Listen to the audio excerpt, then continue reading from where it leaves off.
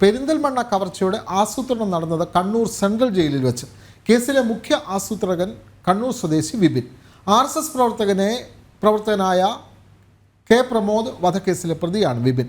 Quotation സംഘത്തെ ജയിലിൽ നിന്ന് ഫോൺ വിളിച്ചാണ് ആസൂത്രണം നടത്തിയത്. വിവരങ്ങളുമായി മിഥുൻ പിള്ള ചേരുന്നു. മിഥുൻ, ജയിലിൽ തന്നെ ഇത്തരത്തിലുള്ള മോഷണത്തിൻ്റെ ഗൂഢാലോചന നടക്കുന്നു. അതിൻ്റെ വിവരങ്ങൾ നമുക്ക് ലഭ്യമാകുന്നു. കൂടുതൽ വിവരങ്ങൾ മിഥുൻ പിള്ള.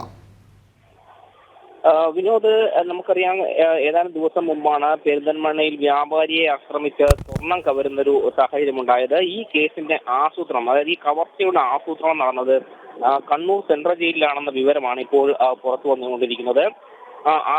ഈ കേസിലെ മുഖ്യ ആസൂത്രകൻ എന്ന് പറയുന്നത് കണ്ണൂർ സ്വദേശിയായ വിപിനാണ്. ഈ വിപിൻ കൊട്ടേഷൻ സംഘത്തെ ജയിലിൽ നിന്ന് ഫോൺ വിളിച്ചാണ് ഈ ഒരു കവർച്ച ആസൂത്രണം ചെയ്യുന്ന വിവരമാണ് പുറത്തു വരുന്നത്.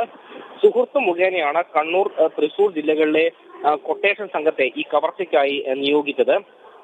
പരോളിൽ ഇറങ്ങുന്നതിന് തൊട്ട് മുൻപിലത്തെ ദിവസം കവർച്ച നടത്താനാണ് വിപിൻ ആസൂത്രണം ചെയ്തത്. 22-ാം തീയതി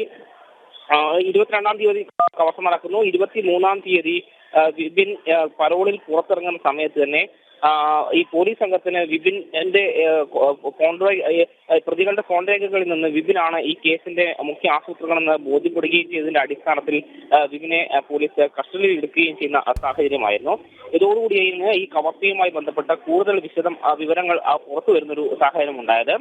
കൂത്തുപറമ്പ് മൂര്യാട്ടെ RSS പ്രവർത്തകനായ കെ പ്രമോദ് വധക്കേസിലെ പ്രതിയാണ് വിപിൻ.